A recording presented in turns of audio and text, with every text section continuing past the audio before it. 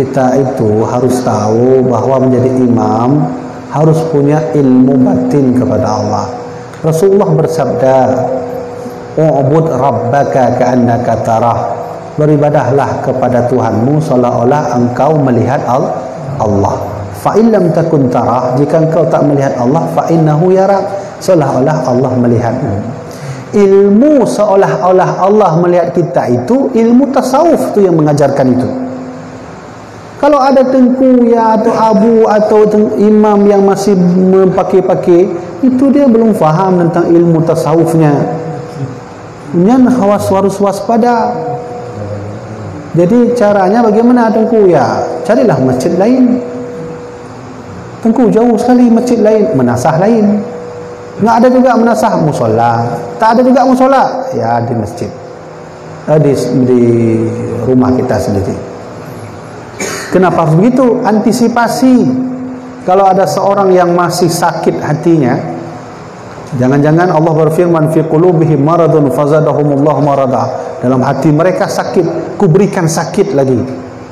Dia solat dalam keadaan sakit hatinya kepada Allah, tentu Allah belum tentu ridha menerima solatnya. Kita nyo ikut kerana sah sembahyang. Secara fikih sah, secara tasawuf hakikat ana ahli.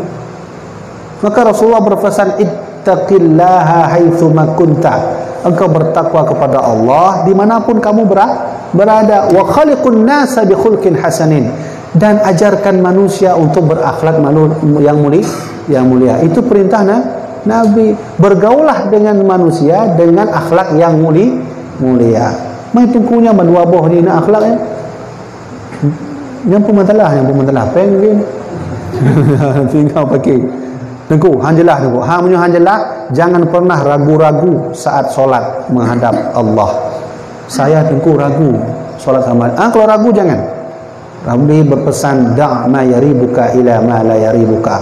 Tinggalkanlah yang membuat kamu ragu kepada yang tidak membuat kamu ragu, termasuk ibadah. Tengku saya ragu ikut imam itu, kalau itu solat sendiri.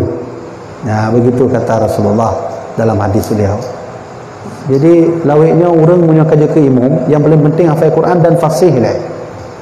Padahal konyan yang paling penting, a'lamuhum, yang paling alim, mufhum bata sembahyang tu, mufhum syarat sembahyang, mufhum rukun sembahyang.